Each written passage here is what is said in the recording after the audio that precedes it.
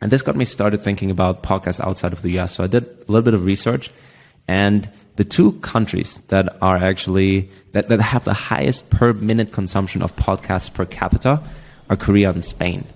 And Korea and Spain, wow, yeah. That's so interesting. Yeah. And then Brazil has a higher percentage of podcast listeners than the US.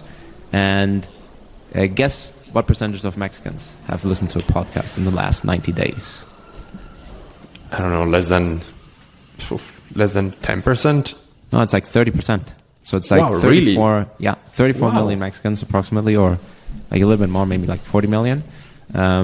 So it's a pretty big market, and it's maybe like a little bit unexpected that there are so many podcast listeners. You know, something that I was thinking about the podcast industry in general.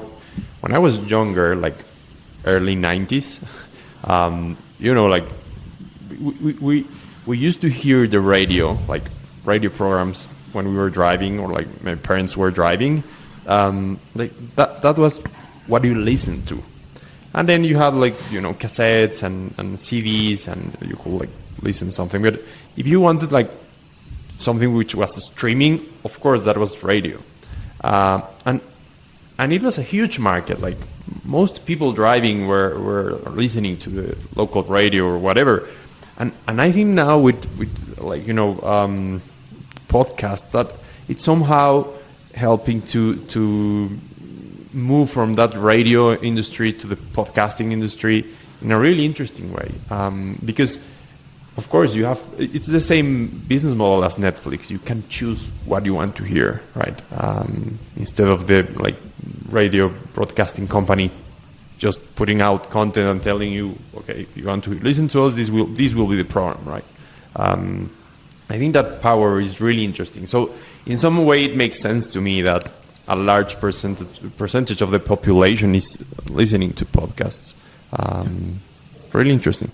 Yeah, and I think probably that most advertisers underestimate how many podcast listeners there are in Mexico and in Latin America in general.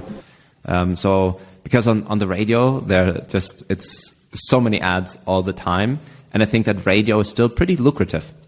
And it's still a big deal. Like if you're on the radio in Latin America, it's a big deal. Yeah. Like people will write to you like, "Oh, I listened to like your interview." Like I think that listening to radio is still much bigger in Mexico than it is in the US, I would say.